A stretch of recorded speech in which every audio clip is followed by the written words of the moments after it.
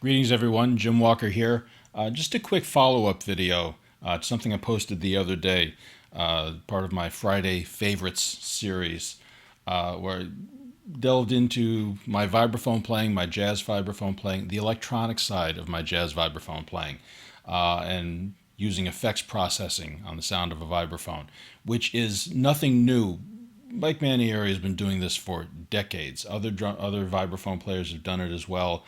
And guitarists and keyboards and synth players have done this for forever. So there's nothing earth-shattering here. I've not discovered anything unique. I just wanted to offer a follow-up because the video I posted, which was all playing, no talking, but it's gotten some of the best response I've gotten to any video I've posted thus far.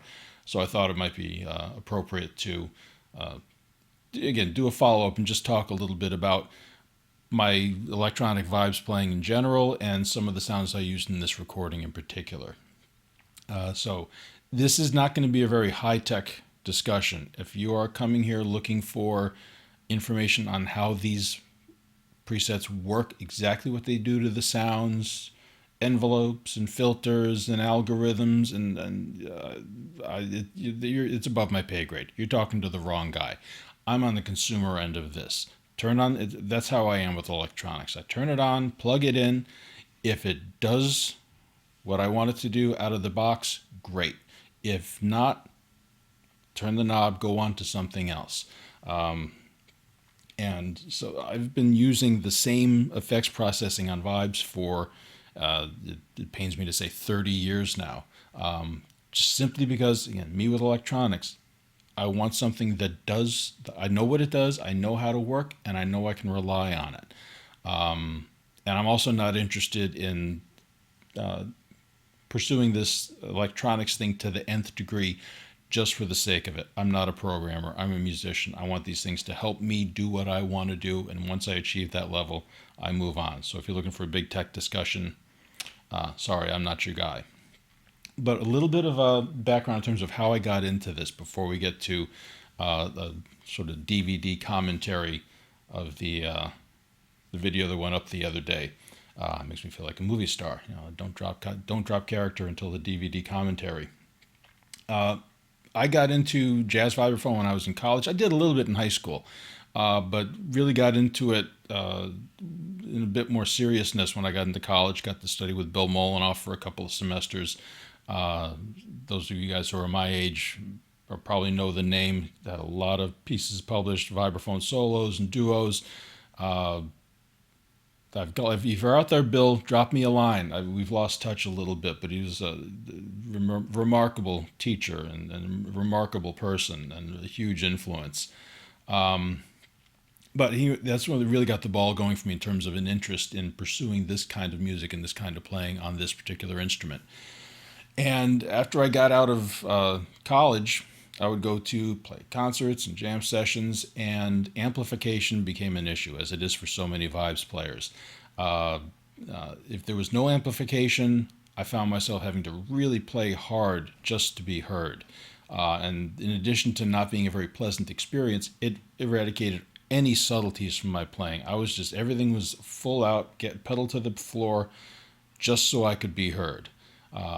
Next step up was going to microphones, and while that was great, if the volume level on stage reached a certain point or above, you ran into some limitations. And this might just be a reflection on me not knowing what I was doing with microphones, but I would find that if it got loud enough, I'd be amplifying the drums more than I'd be amplifying the vibes.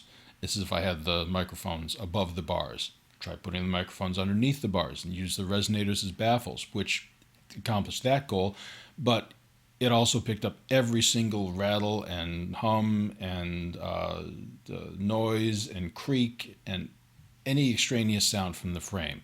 Now, I've got an old Musser Pro vibe. They rattle. There was ameliorated a bit in around 1999-2000. I got to meet John Piper, and he very graciously sent me a set of his the braces he designed to be retrofit onto a Pro Vibe. Marvelous. I don't know if they're still available or not. If they are, I can't recommend them highly enough. They got rid of just about all those rattles, made the frame much more stable, much more comfortable to play. But even with that, microphones underneath, you still get rattles. And I just realized for what I wanted to do, I had to go the route of pickups. So I made the investment, wrote what's then the biggest check I'd ever written in my life, sent away, got the pickups, and they work like a charm. And it was such a nice feeling being able to play and let the electronics do some of the work for me. If it was getting too loud, rather than having to play with the complete band, with abandoning any idea of dynamics, I could just turn up the amplifier, and it would get me to that level, and I could still play comfortably. And I quickly realized with this that this was a separate creature from just amplifying the acoustic vibraphone. The sound isn't quite the same. The attack of the note is different through pickups than it is through microphones. Now, granted, these are 30-year-old pickups I'm using. I know at least one, maybe two other companies have come out with pickups in the interim, and they may have solved this issue. They may have a product which sounds better. I've never investigated it because, one, again, I'm happy with what I've got. Two, I don't have the money for more pickups. So, even if they're out there, I don't have the coin to drop on it. So I'm just going to go on my merry way with what I've got. But again, let's make this its own thing. Also, at this point, I had yet to start my experiences with mallet synthesizers. Later on, I would pick up a Malacat, and now I've got a Wernick Xylosynth from England. And that, of course, affords me just about any sound you want in the universe. It's synthesizers, samplers, anything you want to put your hands on. Now I've got access to it. But at the time, I didn't. If I wanted to do anything that was beyond the scope of traditional vibraphone and marimba sounds, the pickups and effects were the route I wanted to go. The only way I could really accomplish that. And you're going to hear a lot of that in this video. The sounds that we're going to use here, even the 7 or so sounds, I made a list here. 1, 2, 3, 4, 7 different patches I used in the video. There are some others, but they're representative. But even those 7, there may be 2 in there that get used 90% of the time. There was a great quote I saw attributed twice, once to Brian Eno, once to Joe Zawinul, and these interviews have disappeared off of YouTube. Otherwise, I would post them as references.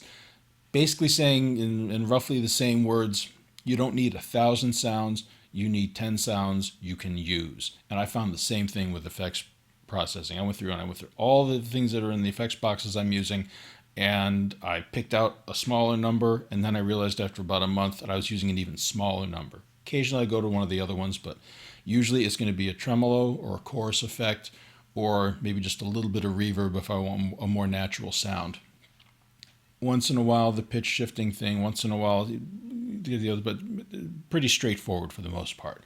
But let's get to the video at hand here, and forgive me putting on my Bill McNeil headphones, or cans I guess they call them in the business, but I need to be able to follow along and listen to the original video on my recording as I comment here. So we're going to start with, this planned improvisation, this mapped out improvisation I did, where the playing was improvised, but I kind of had the arrangements figured out as I went into it. 2 sections, one a very rubato thing with 2 more ethereal sounds, and then another one that was in time, in tempo. And starting with the first one, we got 2 of my favorite sort of ethereal effects on this. Again, both from the Lexicon LXP5. Old unit, I think it goes back to 1989, 1990, somewhere in there. But the first one, and again, these are all presets. The tremolo I do at the end for my Yamaha FX500, that's one I got in and did a little bit of programming on just to tweak it and get it to sound the way I want it. We'll talk about that when I get to that part of the video. But this guy is just a very synth sounding sort of a patch, kind of a pad. So this is the one we'll start out with. LXP5 Sky.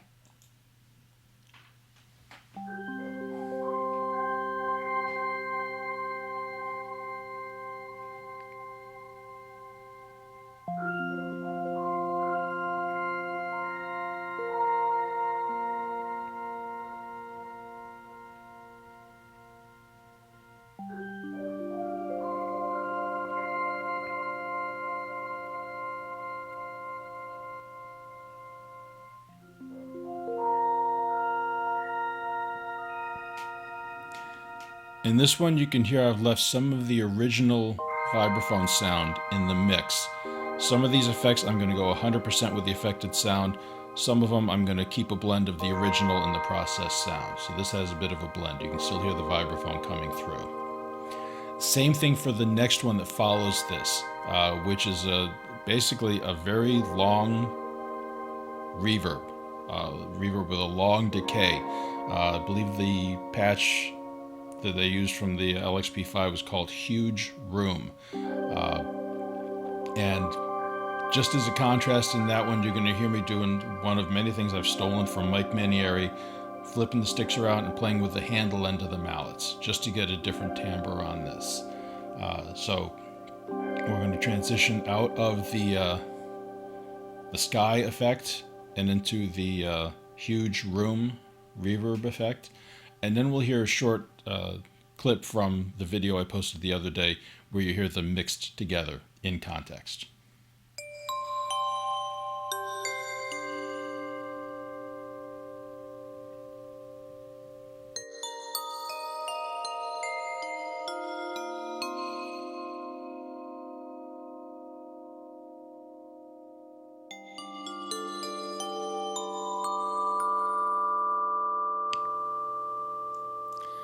And here's a bit of a sound of the finished product for those of you who haven't seen the other video mixing the two together.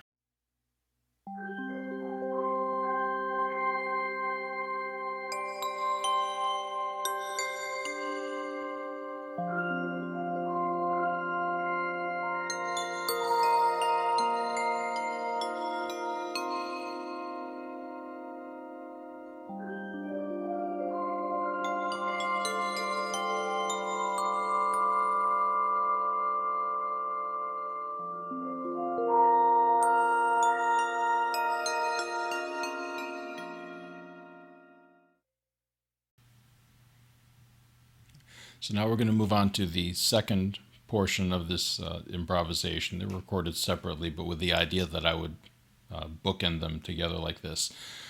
This one, the starting point is an echo or delay effect. This is from the LXP5. This is a preset called Echo Loop. At least I believe it is. There's no, those of you who know the LXP5, there's no front panel that shows a readout with text telling you what the name of the preset is. I just access these sounds via my MIDI footboard switcher, and just going by the numbers, that's what's in the listed in the owner's manual for the LXP5 is the title on this one. But regardless, it's a delay, and I use the rate of the delay of the echo effect as basically setting up my metronome, setting up my rhythmic foundation. So this is Echo Loop.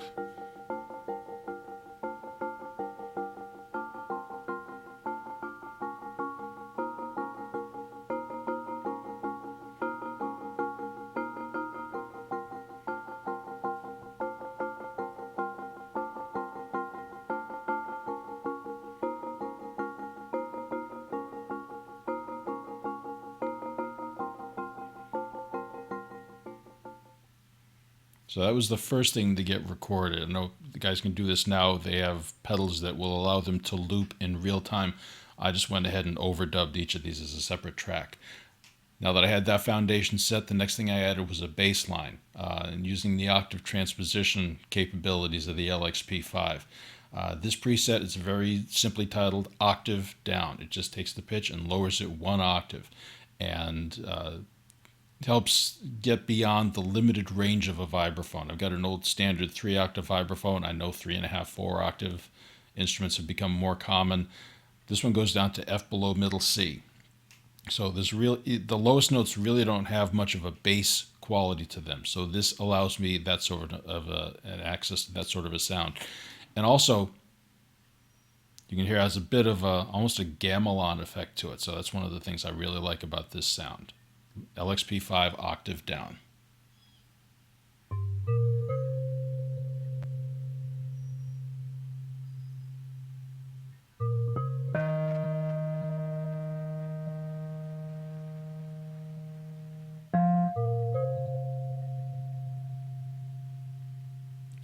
And sometimes with these octave transposition uh, uh, presets, I will mix in the original. This one, the octave down, I really basically just ran the entire processed mix for this one. You're just hearing the lower note that's coming out of the effects processor. I'm going to use another transposition preset later on, and that one's going to be mixed. I'll talk about that when we get to it.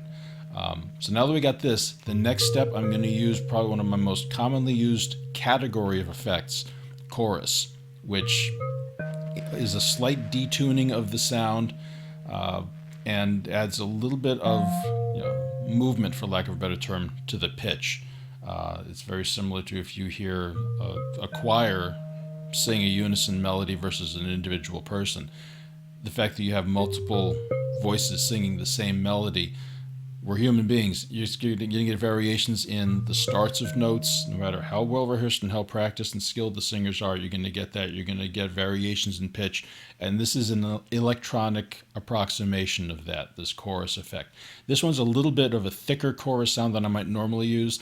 I tended to exaggerate a little bit in this video because I've got 5 different sounds at the same time, all coming off of a vibraphone. So I wanted to make each thing stand out a little bit more. I would probably tend to use a subtler chorus sound, but this is one of my favorite sorts of sounds to use on the vibraphone. It just warms up the sound of what can be a very cold instrument. The pure tone of the bars sometimes needs something. This is the same way that you would use the motor on an acoustic vibraphone and use the rotor getting that tremolo effect. We'll talk tremolo in a couple of minutes. But this is a slight detuning thing on the LXP5 called Fine Tune.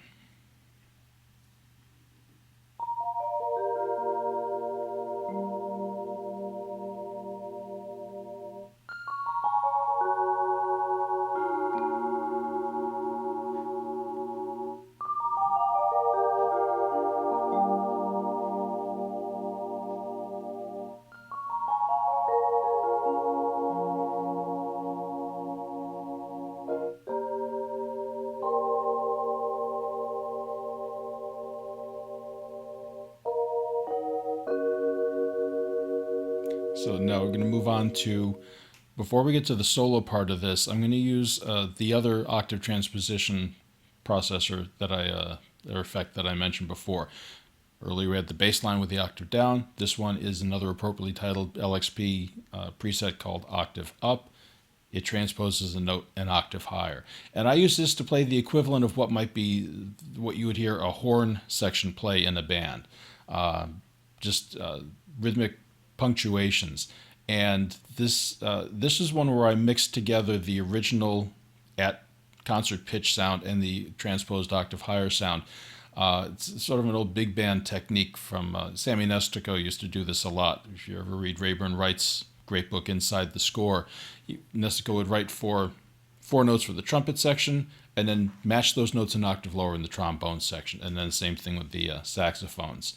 So you get a nice sound. You get not only get above the range of the vibraphone, but that doubling of sounds at the octave adds a certain strength to what's going on here. So this is going to be the LXP5 octave up sound. Again, a mix of the blend of the original pitch and the processed pitch.